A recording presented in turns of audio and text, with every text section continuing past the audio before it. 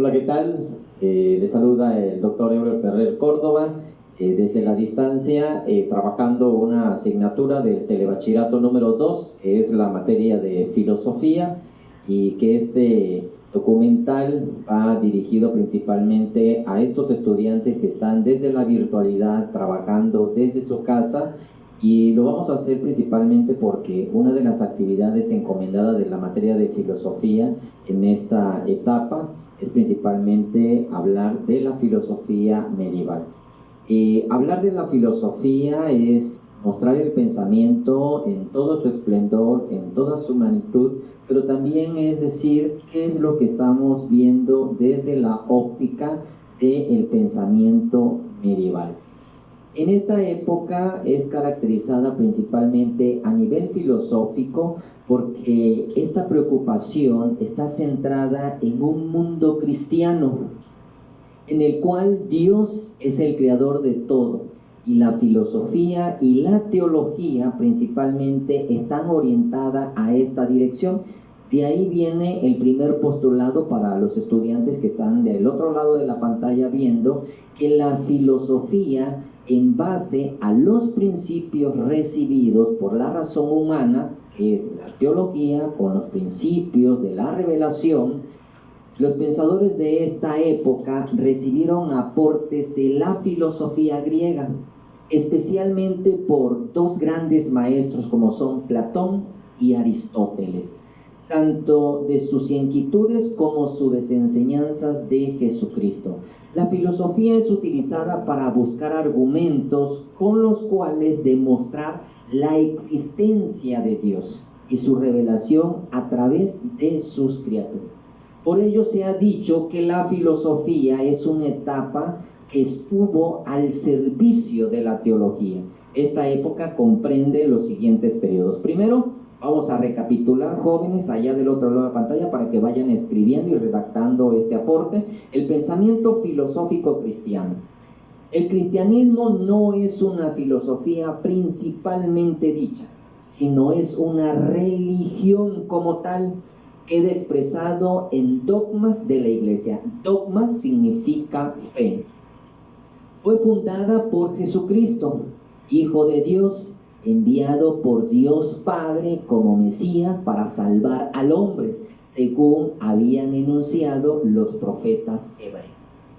La designación del cristianismo se dio por primera vez a los habitantes de Antioquía, que profesaban la fe predicada por San Pablo. La religión cristiana se ha convertido principalmente en menos de 3 siglos como la religión oficial del Imperio Romano y se arraigó tan profundamente a los más esenciales aspectos de la cultura occidental. Queremos decir que se logró sobrevivir a la caída del propio imperio y convertirse en el sustrato básico de la civilización occidental. Los pensadores que aportaron los elementos decisivos para permitir que el cristianismo configurara como una religión oficial del Estado fueron los apologetas. Ahí tenemos ya otro dato que tenemos que investigar, a los apologetas, llamado así porque en sus escritos se denominaron hacer la apología del cristianismo.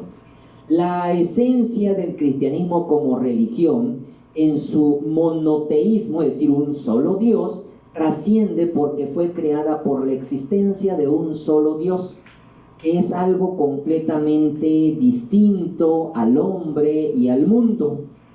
Esto quiere decir que la proyección en el cual es casi universal de todos los creyentes fue un principio elaborada exclusivamente por la civilización israelita y que es considerada como la verdad exclusiva y revelada directamente por Dios.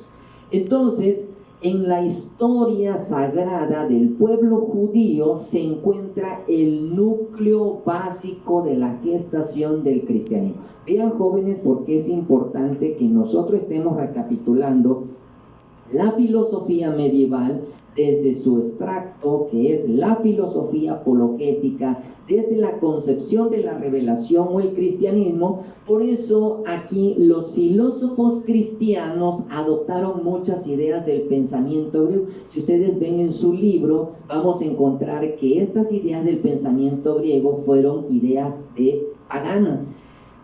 ¿Quiénes incurrieron o quiénes trabajaron esta idea de los escépticos a los epicureos? Adaptaron argumentos contra el politeísmo. Aristóteles les prestó una serie de conceptos filosóficos, como lo son principalmente la sustancia, la causa y la materia, que eran imprescindibles para tratar las delicias sutiles de los temas de la teología cristiana. Por ello es importante que la creación del mundo a partir de la nada, la Santísima Trinidad, como se le llama, es un proceso creado parcialmente desde la filosofía del cristianismo. Les recuerdo que el maestro Aristóteles hace la fusión del cristianismo cristiano, la filosofía cristiana, la filosofía griega y la filosofía latina, y crea por primera vez un concepto filosófico religioso. La moral estoica aportó algunos elementos a la ética cristiana. ¿Y cuál es esto? El platonismo, con su desprecio del mundo sensible, su creencia en la inmortalidad del alma o la mortalidad del alma humana, y la afirmación de la existencia de un mundo celestial, fue una prefiguración hacia lo que es el cristianismo, refiriéndose a Platón, como dijo San Agustín: nadie se ha acercado tanto a nosotros. Es otro concepto. ¿Y por qué hablo de San Agustín? Porque podemos dividir a la filosofía en dos grandes periodos. Uno es la patrística, donde están los patres de la iglesia, donde las misas se daban en latín, y otra que es la escolástica. Entonces ya llevamos tres postulados. Uno es la filosofía medieval, el otro es el pensamiento filosófico cristiano, el otro es la concepción que tuvieron los escépticos o los epicureos, y la otra concepción es la división de la filosofía. Esta división está en la patrística, donde están los patres de la iglesia. ¿A quién encontramos como padres de la iglesia? A San Justino, a Tertuliano, a Lactancio. Encontramos a estos tres pensadores. ¿Por qué? Porque ellos son los que en esta época, la filosofía o los padres de la iglesia, en este periodo hubo que defender el creciente cristianismo de los ataques del paganismo, es decir, de los judíos y de los agnósticos. Entiéndase que agnosis viene del griego conocimiento, que significa estudio del conocimiento. Por esto, esta es la tarea de los apologistas, como la misión primordial de la patrística fue formular y reducir racionalmente el sistema a los principios cristianos para poder ayudar a la filosofía. Por eso es que los padres de la iglesia tuvieron influencia en un principio de establecer los conceptos de Platón, los estoicos y los neoplatónicos. Hablemos un poquito en abstract de lo que son estos pensamientos. Uno es San Agustín, que fue el primero que trató de conciliar la fe reveladora y el conocimiento filosófico racional. Recordemos que para este pensador la filosofía era el don más precioso que Dios había dado al hombre. Por lo tanto, no podía haber contradicción entre la filosofía y la religión. Pasemos al siguiente, que es Tertuliano. Este lo encontramos en el siglo II y siglo III, y dio una respuesta más o menos más fideísta y religiosa, porque al anunciar a el creador o solo, se crea el absurdo y la repugna a la razón. Este pensador tertuliano habla un poquito más de lo que es la religión, al anunciarla entre una concepción del absurdo y el otro es la concepción de la razón. Lactancio fue un ecléptico, es decir, consideraba que todas las verdades parciales o todas las verdades contenían especulaciones filosóficas. Y es decir, si nos movíamos para acá lo podíamos creer, si nos movíamos al otro lado lo podíamos creer. Hagan de cuenta que hablábamos como San Agustín de Hipona, ¿hasta no ver? Okay. Entonces, los orígenes empiezan a partir de esa época, porque la utilización de esas pruebas filosóficas, las especulaciones teológicas, como Parménides, por ejemplo, creía que la esférica era una forma perfecta, y hablaba en un texto que bienaventurado entrarán en el cielo, rodeados todos aquellos que han reconciliado y resucitado en una perfecta forma la esférica. Es decir, esta es una paradoja que maneja este pensador de Parménides. ¿Y por qué no hablar de otro pensador? San Agustín. San Agustín, por ejemplo, nació en una ciudad llamada Tagaste, al norte de África, eso lo sabemos. Es uno de los padres que habla de la concepción cristiana, tiene varias obras, por ejemplo, las confesiones, la verdadera religión, la ciudad de Dios, la inmortalidad del alma y la ciencia cristiana. Él es el creador de aquel concepto llamado topos uranus, mundo celestial, es decir, mundo terrenal y mundo celestial. Entonces, aquí hablamos de estos postulados de la filosofía medieval, ya lo dijimos, el pensamiento filosófico cristiano, hablamos ya de la concepción agnóstica, hablamos de los epicureos, hablamos de los escépticos, y ahora vamos a entrar a hablar a esta última parte, que es la escolástica. Se da el nombre de escolástica a la especulación teológica, filosófica, desarrollada en las escuelas y en las cátedras o conventos, o principalmente en todas las universidades de la Edad Media.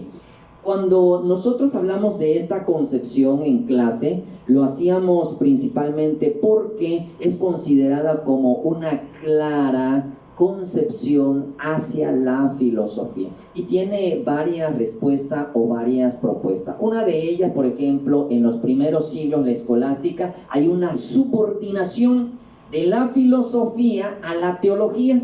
Otra concepción es que la filosofía cristiana en la Edad Media nos aparece un poco complicadita, porque se distingue en lo que son los primeros periodos. Es decir, aquí es donde ya empieza a surgir la nueva ciencia, la alta Edad Media. Existen ya la escolástica, porque se daba gramática, se daba lógica, se daba la retórica, y empezaba a crear y concepcionar ya diferentes tipos de disciplinas o conocimiento. Entonces, yo creo que estos periodos que nosotros vamos haciendo de la filosofía, también la podemos ver que la escolástica va a ser la significación de un discípulo escolar, y también va a ser la concepción a la llamada más tarde escolástica tardía, especialmente porque la filosofía y la teología están denominadas a la enseñanza de la filosofía y la teología en esta era de la escolástica. Principalmente ahí se daban ya los primeros títulos de magíster, es decir, magíster en teología, es decir, maestros en teología. Teología significa teo, viene del griego Dios, y luego significa estudio, es decir, la teología sobre Dios. Esperamos que este pequeño documental pueda reforzar un poco allá en casa lo que ustedes están leyendo sobre la filosofía medieval. Mañana vamos a estar trabajando también un tema sobre lo que es el Renacimiento. Es una parte que a mí me encanta, hablar del Renacimiento, la ciencia, el cómo se da un vuelco existencial ya a lo que es la Edad Media, y empieza a resurgir el campo del conocimiento. En Telebachillerato estamos diseñando estas estrategias para que ustedes puedan aprender y puedan estar en casa. Recuerden, nuestro lema es quédate en casa, y recuerden que estamos también ubicados en ese proyecto de la UNESCO, donde tenemos que salvaguardar, proteger y hablar de lo que está sucediendo a nivel nacional e internacional. A nombre de nuestra dirección, a nombre de la comunidad docente, a nombre del personal administrativo, les envío un fraternal abrazo y virtual, porque es la parte que estamos haciendo. Recuerden que filosofía aprende en casa. Soy el doctor Euler Ferrer Córdoba, me despido de ustedes hasta la próxima cápsula informativa. Pásenla bien y sean felices.